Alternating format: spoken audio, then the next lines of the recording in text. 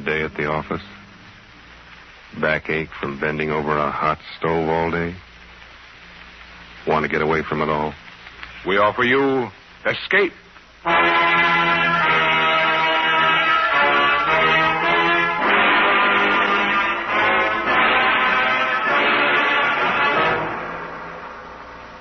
It is midnight, and you are alone. Suddenly the room is plunged into darkness. You sit frozen with terror, because something is there behind you. Something you feared would come. Something from which you must escape. Escape, produced and directed by William N. Robeson, and carefully plotted to free you from the four walls of today for a half hour of high adventure.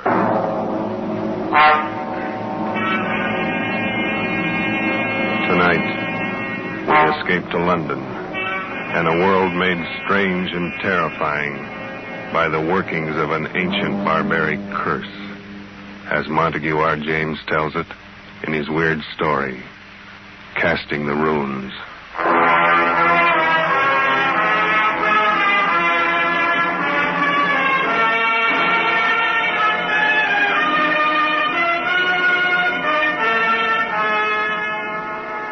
My name is Edward Dunning. I'm a scientist. I'm used to dealing with facts, not fairy tales. I'm regarded as Britain's leading authority on medieval life. And as such, I've studied much of the ancient fears and barbaric superstitions of those times. I should have been the first to scoff at any suggestion that the ancient powers of evil, the black magic of Teutonic days, could be believed and practiced in the 20th century. A few weeks ago, I should have laughed had you told me that a curse, a hex, could kill a man. Today, I cannot laugh. It has happened to a man I know of. And now, it's happening to me.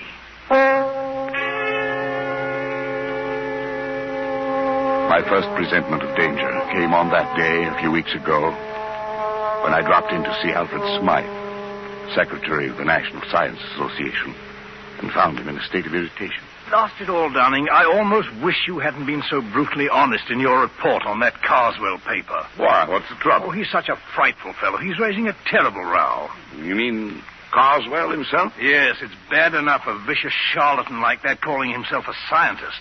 But now he's taking all his vindictiveness out on me. Sorry, old chap. It's really me he'd like to get at. As a matter of fact, that's just what his last letter was about.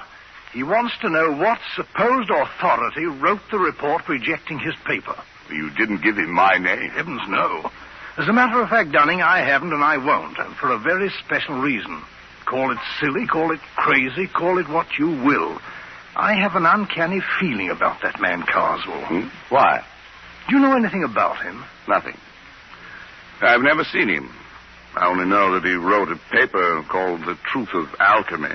It was hopeless. Precisely. And why was it hopeless? Well, besides being abominably written, it was supposed to prove that alchemy, black magic, and such rot actually exists. I think the man really believes it. Undoubtedly he does, and that's what I mean. He lives in an isolated old house in Warwickshire.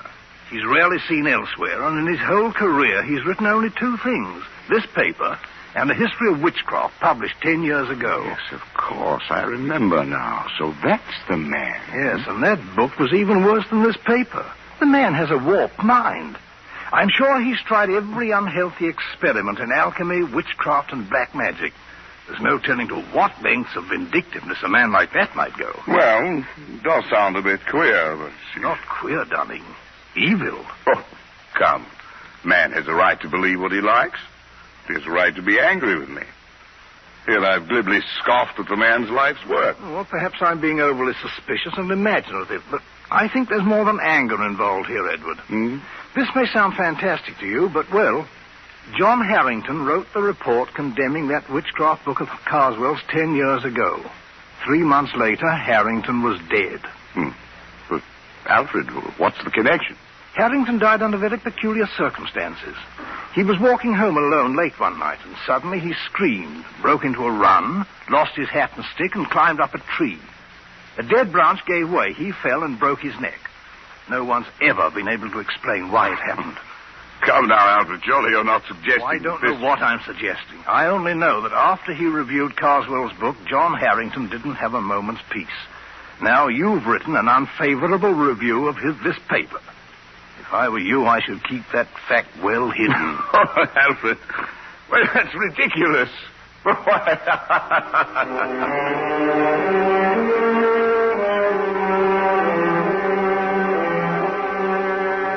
Yes, I laughed at Alfred Smythe's fears.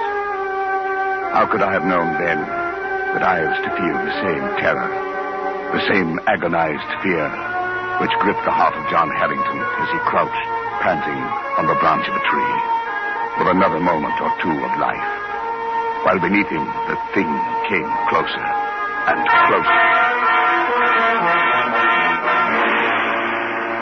I'd almost forgotten the incident when, a few nights later, I was riding home on a late train. I was half drowsing in my seat, barely keeping awake by looking idly at the car advertisements.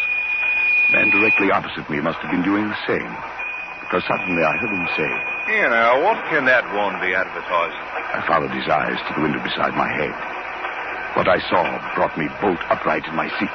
In memory of John Harrington, died September 18th, 1937, by falling from a tree. 3 months were allowed. Blimey, what do you say that means, sir? Well, I don't know. But I did know. Smythe had been right. The affair with Carswell was not over, but only begun. I asked the conductor about the card, but he was as puzzled as I was. He had never seen it before. The card must have been put there expressly for me. That meant that Carswell knew it was I who had reviewed his paper. How had he found out? I got the answer the next day.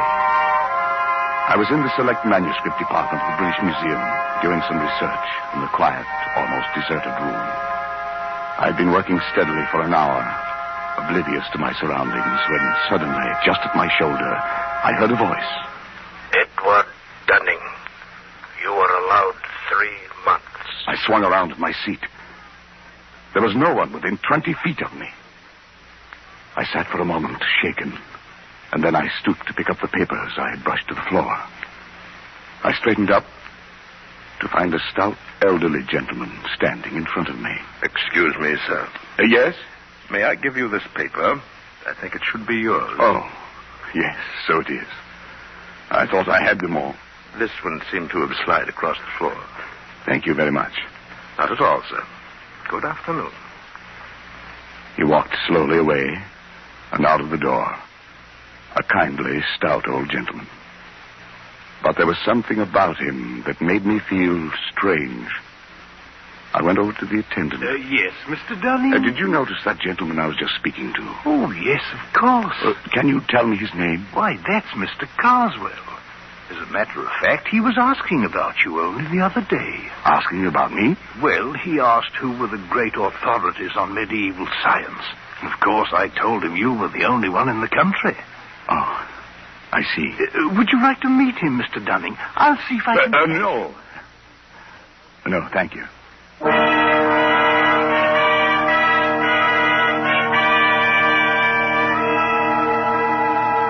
It was as simple as that. Now Carswell knew. What would be his next move? What was I to expect? I reached home at dusk, and trouble stood on my doorstep in the long face and stooped form of my family doctor. I've had to upset your household arrangements, I'm sorry to say, Dunning. I've had to send both your servants to hospital. But what happened? Something like ptomaine poisoning, I should think. It's nothing serious. Well, what could have caused it? Well, that's the rather odd thing. They tell me they bought some shellfish from a hawker and headed for lunch. I've made inquiries, but I can't find that a hawker called at any other house on this street.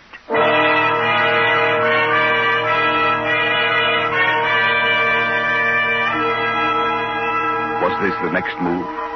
If so, it had succeeded.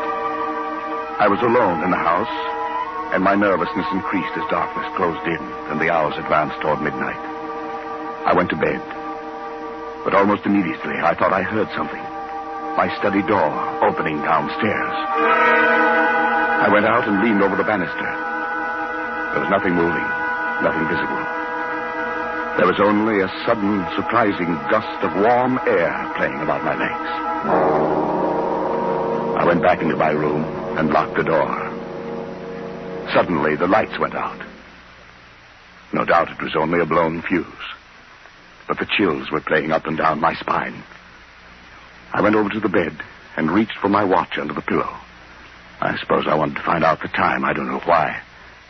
But fumbling on the pillow, my hand touched something far different from a watch. It was like a mouth with sharp teeth and hair around it, not human at all. I fled from my bedroom and spent a long and miserable night locked in the spare room, my ear to the door. But nothing came. I was not disturbed again. In the morning, I searched the house and found nothing unusual. But the mark of fear must have been stamped on my face, for Smythe noticed it next day. Dunning, you look as if you hadn't slept for weeks. Is anything wrong? I don't know, Alfred. Yes, there is. Carswell knows. How? They told him at the museum. Of course, we should have thought of that. Has anything happened yet? I don't know. It's too fantastic. It's probably my mind, hypnotic suggestion or something, but like that man Harrington, I have 3 months left. Edward. Must have been hearing things. I'm all on edge. I don't know what to think. John Harrington had a brother, Henry. Perhaps I'd better get you in touch with him. He might know more about this man, Carswell. Yes, do it. And quickly. 3 months is not a lot of time.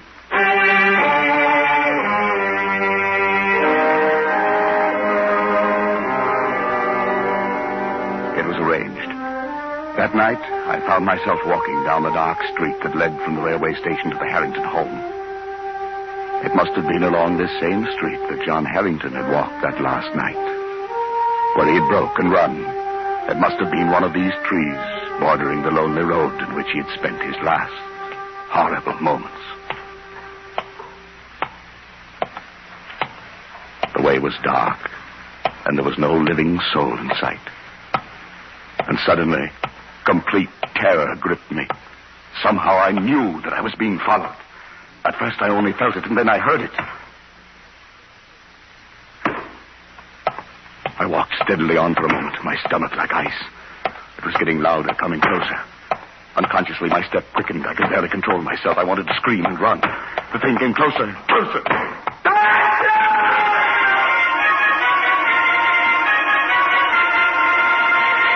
I confess, I broke and ran madly for my life.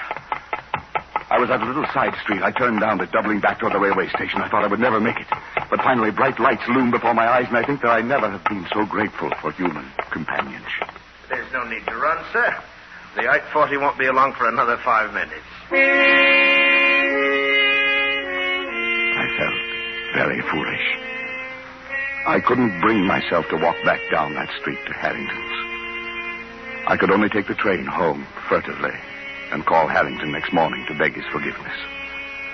He seemed very understanding and asked no questions. Undoubtedly, Smythe had told him something about me. At any rate, he agreed to visit me at a place 2 nights later. And when he arrived and was made welcome, he began to talk about his brother. Yes, Mr. Dunning. John was in a very bad state for weeks before the accident. If that's what it was. The principal thing seemed to be the notion that he was being followed. It became an obsession. Yes, I know. I don't think his death was an accident. Then perhaps you can explain it? No. But I have one clue. Your brother reviewed a book very severely not long before he died. Just lately, I happened to cross the path of the man who wrote that book. And his name, of course, is Carswell. That's right. Well, as far as I'm concerned, that does it. Before he died, John was beginning to feel, much against his will, that Carswell was at the bottom of his trouble. Why? Well, it doesn't make sense. None of this does. But tell me. My brother liked music. He went to all the concerts in town, and he made a hobby of collecting the programs. One night, about 3 months before his death, He brought one home and showed it to me. I nearly missed this one, he said. It seems he'd lost his and was hunting for it under his seat when a neighbor, a rather stout elderly gentleman, offered to give John his. The kind gentleman was Mr. Coswell. Undoubtedly. I started to leaf through the program and noticed on the second page some rather curious letters, carefully written there in black and red ink. Neither of us could make much of it, except that the letters seemed to be runic. Runes. Runes, of course. Well, John thought it might be important, and debated whether he shouldn't try to return the program to the stout gentleman. But just then the door blew open, and a gust of air, of strangely warm air, blew into the room. In a flash, it took the program and blew it straight into the fire. Yes, your brother was right. He should have returned it. There was nothing to be done then. No, perhaps not. But do you know what runic letters mean? Well, they're old pre-Druid script, I believe. The kind of writing the barbaric tribes used long before the Romans invaded Britain. Yes, that's right. Casting the runes, they used to call it in the old days. Casting the runes. What do you mean? Well, it was a curse, a hex. In primitive England, people thought by casting the runes, that is, handing a person a piece of paper with certain runic letters on it, that you could put that person out of the way, destroy him. It's an old superstition. And the only way to lift the curse was to return the paper to the one who gave it to you. To give it back without his knowing it. What? I don't believe that kind of nonsense. Neither do I. Then what was it that killed John? I don't know. Perhaps his fear of the runes, perhaps brooding about it, becoming neurotic, thinking he saw things and heard things and touched things that weren't there. Perhaps his own mind drove him to death. And what's the difference once you're dead? No difference at all. Casting the runes. Oh, it's rubbish. Yes, of course, but... Good heavens. What is it? I just remembered that day at the British Museum. He cast the runes on me.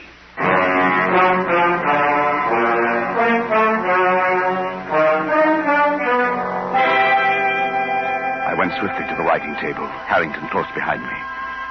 My portfolio was there, full of the scribbled notes I'd been working on that day in the museum. And as I took it in my shaking hands and began leaping desperately through them, one strip of thin, light paper slipped and fluttered toward the open window with uncanny quickness. But Harrington was even quicker and slammed the window shut just in time. Got it? Oh, thank heaven. If it were lost or destroyed, like your brother's... Then you wouldn't be able to return it to Mr. Coswell. Yes. Look at it.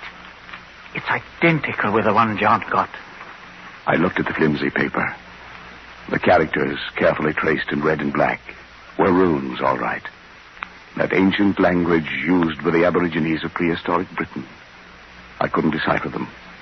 But as Harrington and I stood looking into each other's eyes, each of us could read the other's thoughts.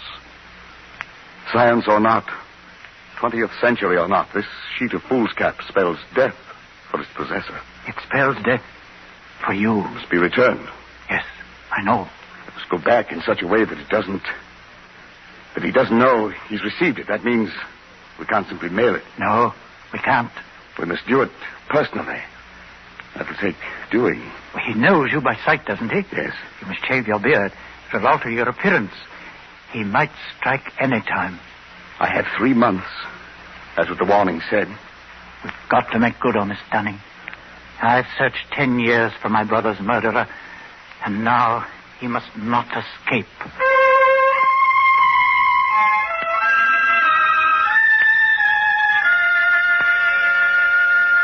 I dare not go near Coswell, so Harrington volunteered to keep a watch on him, to let me know when our chance came to return the runes, if it was ever to come.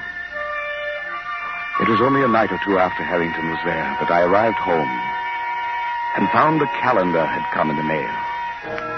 When I examined it, I found everything after November 19th had been torn out. The next night, I had another envelope of the mail. This time it was a woodcut, an illustration torn out of a book, showing a dark, moonlit road and a man walking on it. And right behind him came a huge, dark shape, some awful demon creature. Under it were written some lines from the Ancient Mariner. And as I sat alone and read them aloud, I felt that now familiar gust of warm air playing about my legs. The man walks on and turns no more his head, because he knows a frightful fiend doth close behind him tread.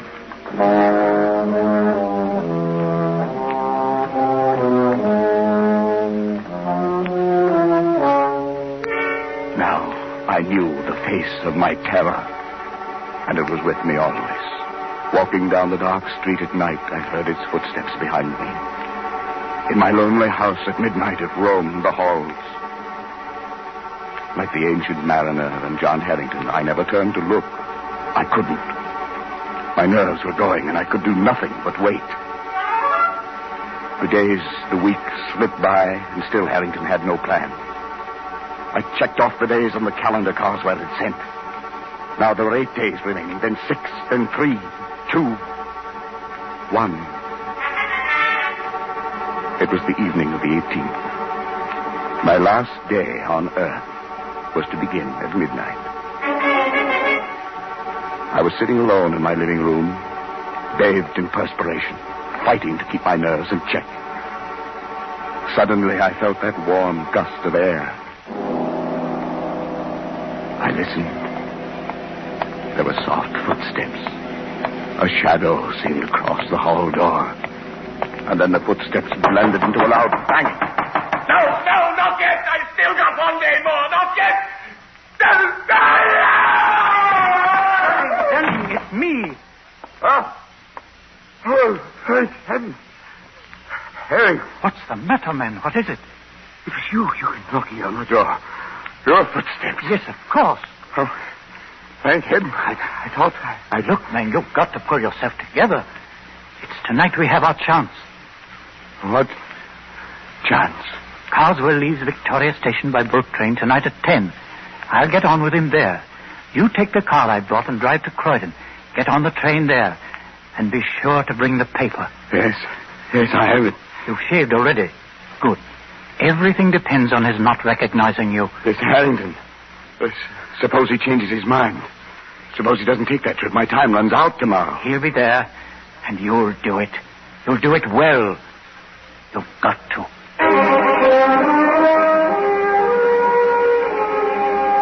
I stood on the platform at Croydon, my mind in a daze. I thought the train would never come, but it did. I saw Harrington at the window. He stared coolly at me. Of course, there was to be no sign of recognition. I entered the coach and slowly made my way down the aisle to the compartment where Harrington sat. Opposite him, staring full into my face, was Carswell. He looked up as I sat down.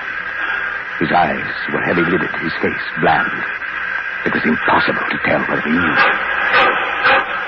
The train started. The next stop was Dover, the end of the line. My last chance. It was time to cast the runes.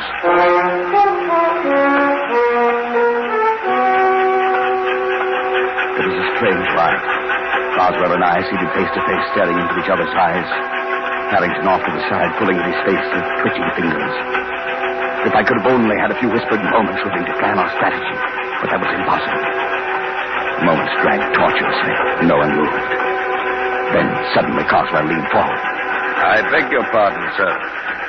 Haven't we met? Met? Well, I don't think so, sir. Not unless you're in the plumbing business. Plumbing? No. Hardly. I hadn't planned it that way. The words, the accent, just seemed to come by themselves. And Carswell sat back, an enigmatic expression on his face. I wished desperately to know what he was thinking. Then suddenly he got up and went out into the corridor. It was my chance. I was about to slip over to his bags to see if there were ways to secrete the rooms within them, when I caught Harrington's eye and read a warning in them. Carswell from the corridor was watching, waiting to see if we recognized each other. I muttered a prayer of thanks I hadn't moved. Carswell came back and took his seat. As he did so, wild, exultant hope surged up in my throat, for something slipped off his seat and dropped noiselessly to the floor. It was his ticket case, and he didn't see it. A small cardboard ticket case with a pocket on the cover. If I could just get to it and slip that tiny piece of paper into that pocket. 15 agonizing minutes, I sat there and stared at it. If only Carswell would go out. But he sat stolidly staring straight ahead. We were coming into the outskirts of Dover, the train slowing down. Suddenly, Harrington stood up, reached up to the rack above Carswell to get his coat and bag. I stared at him blankly for a moment, surprised by his sudden clumsiness. And then I realized what he was up to. The bag, the coat, the briefcase all came tumbling down upon Carswell. What the devil? Oh, I say I'm sorry. I'm terribly sorry. Clumsy fool, you might have injured me. What were you trying to do? Well, it was my only chance. Carswell stood facing Harrington. I reached down, got the ticket case, and with trembling fingers slid the paper into the pocket. He turned sharply to me, and I extended the case toward him. Excuse me, sir. Is this yours? Yes, it's my ticket case. Where'd you find it? Here on the floor. Must have dropped off when... Yes. I'm much obliged to you, sir. Not at all. Not at all. He looked at me fiercely, his rage at Harrington still twisting his face into a devil's mask.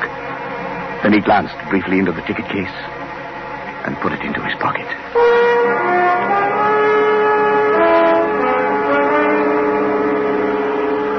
On the railway pier at Dover, Harrington and I followed a few steps behind Carswell.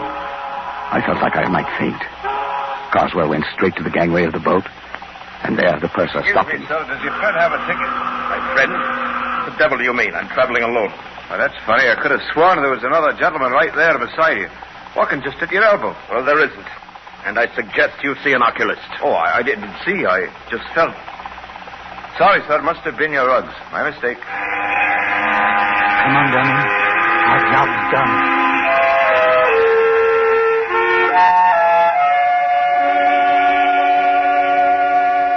I didn't sleep that night. I lay awake and listened. But there were no footsteps, no warm gusts of air, nothing to disturb me. All day I felt remarkably free, although this was to have been my last day on Earth.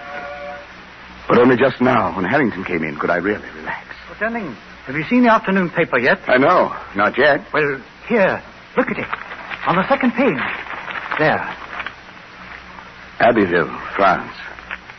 An English traveler examining the front of St. Wolfram's Cathedral today was struck on the head and killed instantly by a stone falling from the scaffolding.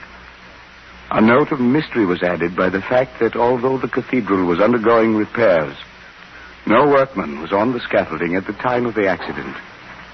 The traveler was identified by papers found on him as a Mr. Carswell of Warwickshire. Of course, it could have been an accident. Yes. Yes, it could have been.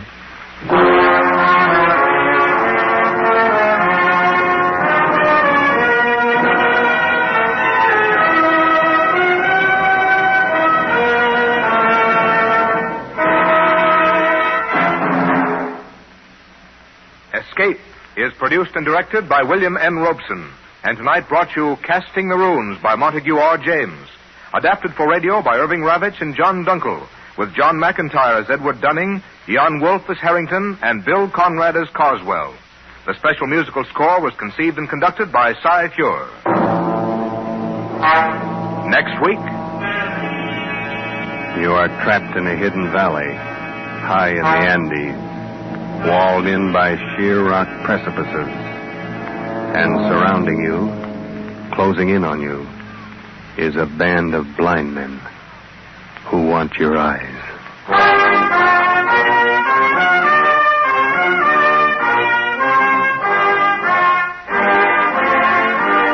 Next week, we escape with H.G. Wells' gripping story, The Country of the Blind.